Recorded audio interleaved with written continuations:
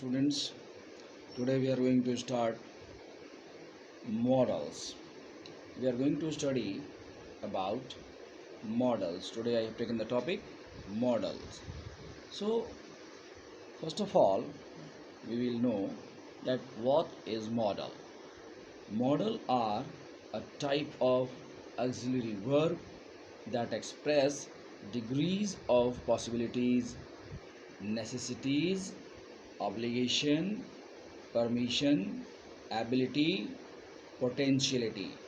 आपने देखा कितनी सारी चीज़ों के बारे में मॉडल्स काम करते हैं और ये भी इन्होंने कहा it is a type of auxiliary verb. क्या है ये एक प्रकार का ऑक्सिलरी वर्ब है। क्या है ये जो मॉडल है, ये मॉडल्स एक प्रकार का ऑक्सिलरी वर्ब्स है। कुछ लोग इसको मोडाल्स बोलते हैं। दैट इज़ वो हम लोग करेक्ट इंग्लिश तो नहीं कह सकते, बहुत ही ऑर्डिनरी इंग्लिश में आती है, उसको नहीं बोला जाता, मॉडल्स नहीं बोल सकते। इसका जो रियल प्रोनाउंसिएशन है मॉडल्स, मॉडल्स, ठीक है, ये इसका प्रोनाउंसिएशन है मॉडल्स। तो modals are a type of auxiliary verb that express degrees. क्या क्या डिग्रीज हैं इसकी? पॉसिबिलिटी है, नेसेसिटी है, ऑब्लिगेशन जिम्मेदारियां हो गई, परमिशन, एबिलिटी, पोटेंशियलिटी यानी कि क्या कैपेसिटी है, जो क्षमता है, उसमें हम पोटेंशियलिटी को क्या बोलेंगे, जो भी आपकी जो कैपेसिटी है हम कैपेसिटी को बोलते हैं, ठीक है। तो इस तरह से ये होते हैं मॉडल्स। दे हेल्प कन्वे, क्या करते हैं, दे हेल्प कन्वे स्पीकर्स एटीट्यूड। याद रखिएगा, अगर कोई पूछता है मॉडल का काम क्या है, आपके पास बोलने के लिए एक वक्त है कि हाँ, दे हेल्प कन्वे स्पीकर्स एटीट्यूड, ये स्पीकर के एटीट्यूड को कन्वे करते हैं।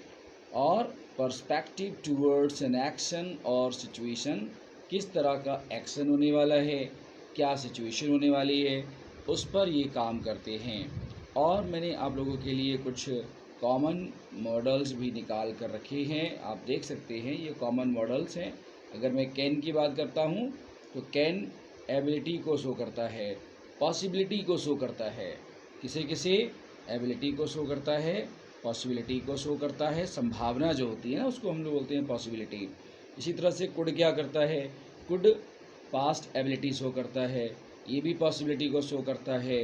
इसी तरह अगर हम मे की बात करें, ये परमिशन को शो कर रहा है, पॉसिबिलिटी को शो कर रहा है। माइट की बात करें, ये भी पॉसिबिलिटी को शो करता है, अनसर्टेनिटी को शो करता है। सेल की बात करें, फ्यूचर के एक्शन क्या हैं, ऑब्लिगेशन कौन कौन सी जिम्मेदारियां हैं, किस तरह की जिम्मेदारियां हैं, इन चीज़ों को शो करता है ये। और हम शुड की बात करें तो शुड एडवाइस, सलाह की बात करता है। रिकमेंडेशन, हम किस तरह की चीज़ों को आगे बढ़ाना चाहते हैं, प्रमोट करना चाहते हैं, उन चीज़ों के लिए इसका यूज़ होता है। अगर हम विल की बात करें, फ्यूचर एक्शन की बात करता है। इंटेंशन, हमारे अंदर की जो हमारी जो डिज़ायर है, हमारा जो विश है, ये उसको शो करता है, ठीक है। तो अगर हम वुड की बात करें, पास्ट हैबिट क्या है हमारी, कंडीशनल सिचुएशन को भी दिखाने के लिए हम इसको यूज़ करते हैं। और मस्ट की बात करें तो नेसेसिटी और ऑब्लिगेशन दोनों इसके अंदर आ जाती हैं। आप देख सकते हैं कि ऑब्लिगेशन तो सेल में भी आया है और ऑब्लिगेशन मस्ट में भी आ रहा है। लेकिन एक बात आप अच्छी तरह जानते हैं कि ये जो मस्ट होता है, इसके अंदर कंपल्सन भी होता है। मस्ट में एक प्रकार का कंपल्सन है, फोर्सफुल आप तरीके से बोल रहे हो, फोर्सफुली आप बोल रहे हो कि किसी काम को करना है। आउट टू का ये मॉरल ऑब्लिगेशन होता है, यानी हम इसमें उन क्वालिटीज़ की बात करते हैं जो हमें करनी ही होती हैं, इसलिए कहा गया ये मॉरल ऑब्लिगेशन है। अब हम बात करेंगे how we can use modal, हम मॉडल को यूज़ कैसे कर सकते हैं। तो देखिए बच्चों, मैंने अलग अलग कलर्स में यहाँ पे आपको बताने की कोशिश की है, बहुत ही आसान और सरल तरीके से। एक्सप्रेस पॉसिबिलिटी और अनसर्टेनिटी, आपने देखा, मैंने आपको यहाँ दिखाया एक्सप्रेस पॉसिबिलिटी और अनसर्टेनिटी।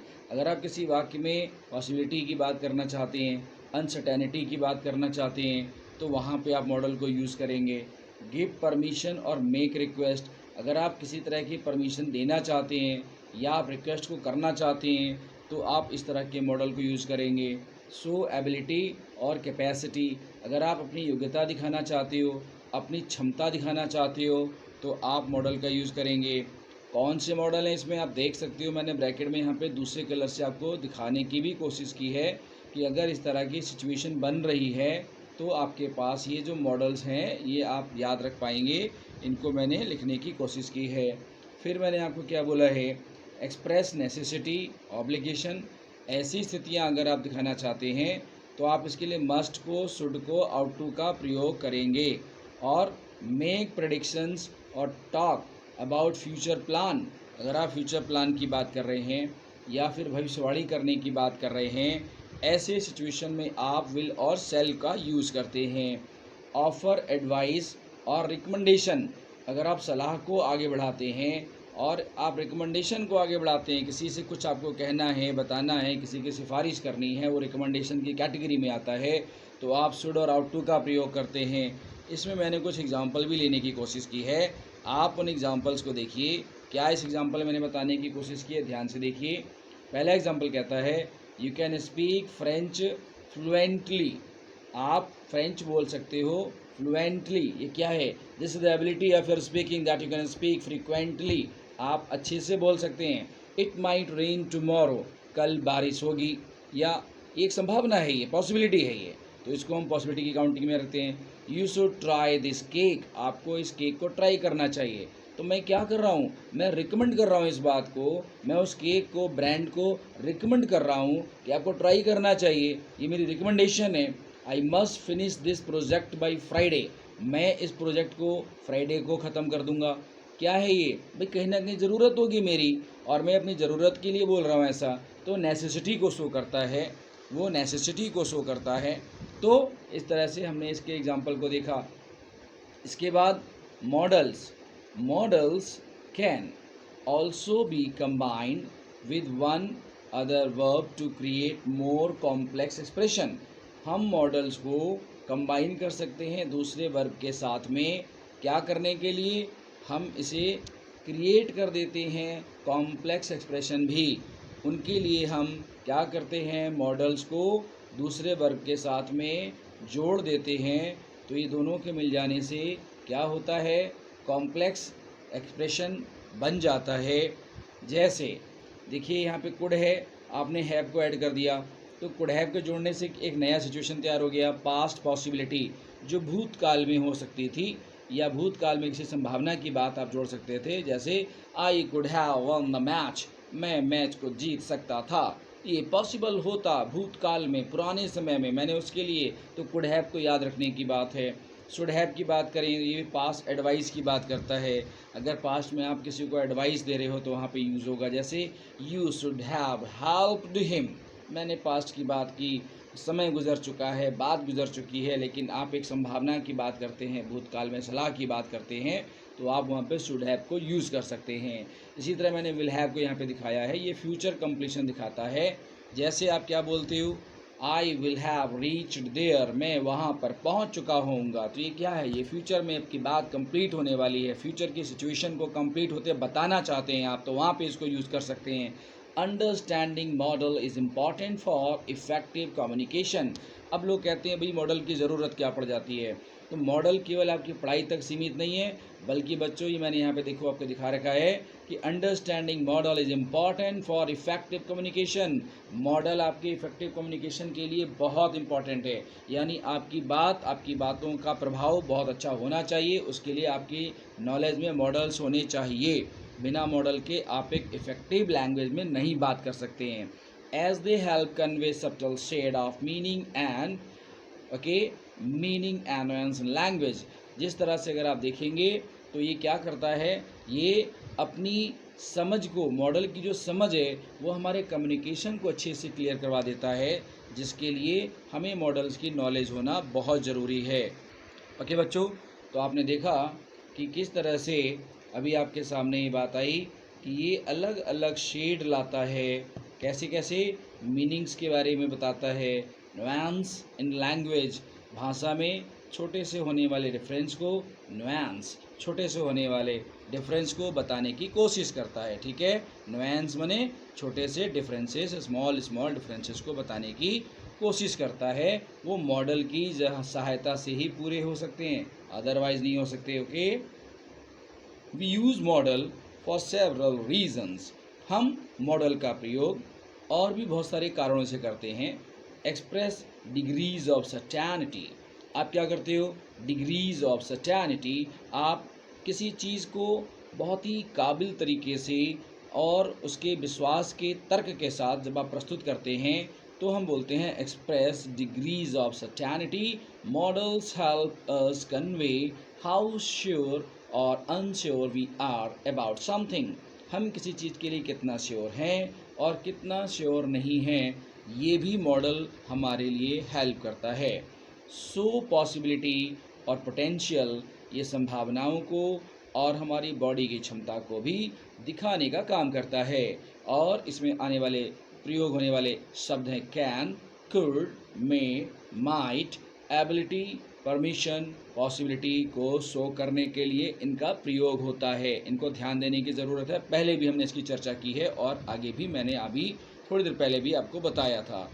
ओके बच्चों, नेक्स्ट आपका आता है, आप देख सकते हैं गिव एडवाइस और मेक रिकमेंडेशन। अगर आपको एडवाइस देनी है, अगर आपको रिकमेंडेशन करनी है तो आप शुड का, आउट टू का, मस्ट का यूज़ करेंगे।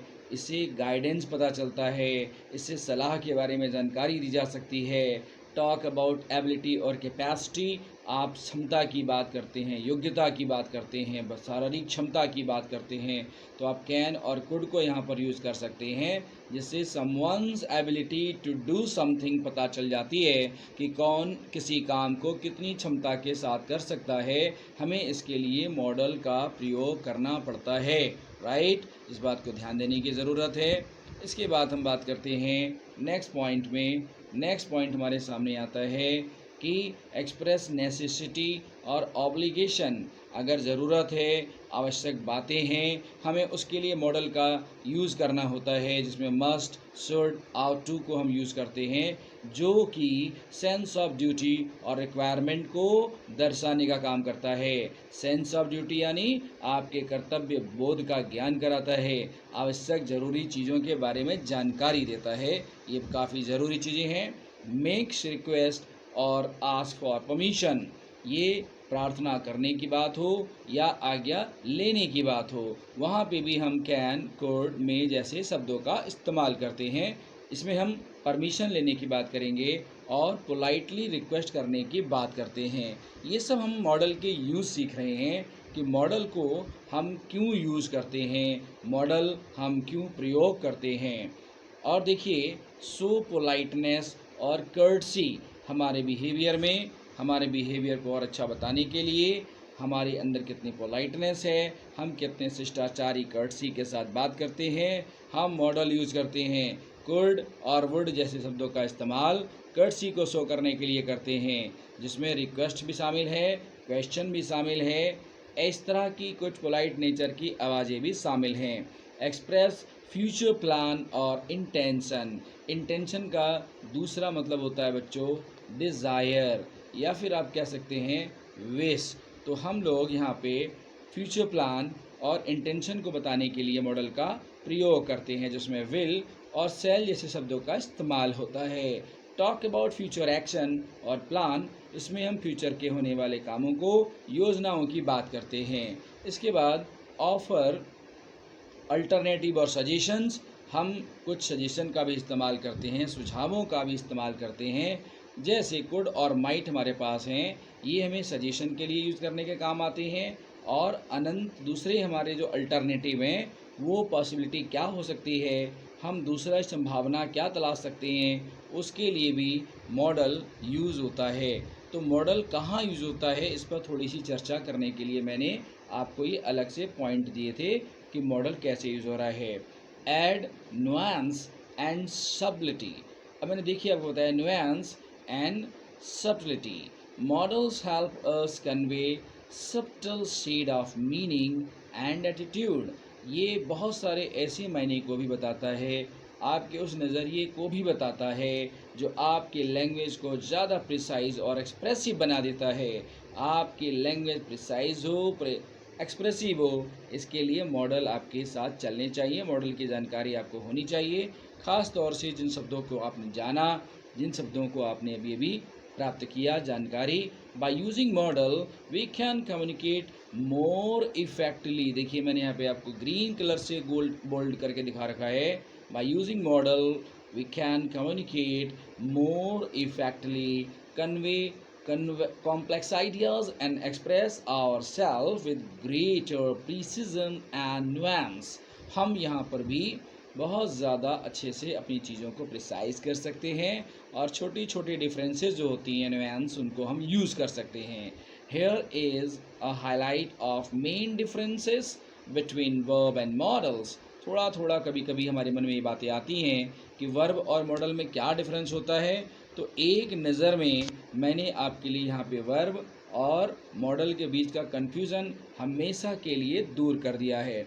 चलिए देखते हैं वर्ब और मॉडल में क्या डिफरेंस है। पहली बात, वर्ब क्या करेगा, एक्सप्रेस इवेंट और state, typically have a clear subject verb object structure, can be inflected more tense और एस्पेक्ट एंड मूड। इतनी सारी चीज़ों के लिए हम इस्तेमाल करते हैं वर्ब का। Can be use in various form base from past tense and past participle जैसे सिचुएशन में भी हम वर्ब का इस्तेमाल करते हैं। Can be modified by adverb adjective and other verb. ये बड़ी बात है बच्चों, आप जो वर्ब है ना उसको मॉडिफाई कर सकते हो, आप उसका एडवर्ब बना सकते हो, एडजेक्टिव बना सकते हो, दूसरे वर्बों में भी उसे कन्वर्ट करके ला सकते हो, तो आप मॉडिफाई कर सकते हो, ठीक है ना। याद रखेंगे, एक्शन बताने के लिए, घटना को बताने के लिए, किसी प्रकार की स्थिति को बताने के लिए। और ये ना लिखा typically have a clear subject verb object structure. इसमें क्या होगा, जैसे अगर मैं यहाँ पे लिख दूँ आई राइट अ लेटर, मैंने ये लिखा बच्चों आई राइट अ लेटर, तो ये जो मेरा राइट है ना बेटा, ये जो राइट है ये वर्ब है, ये राइट जो है ये वर्ब है।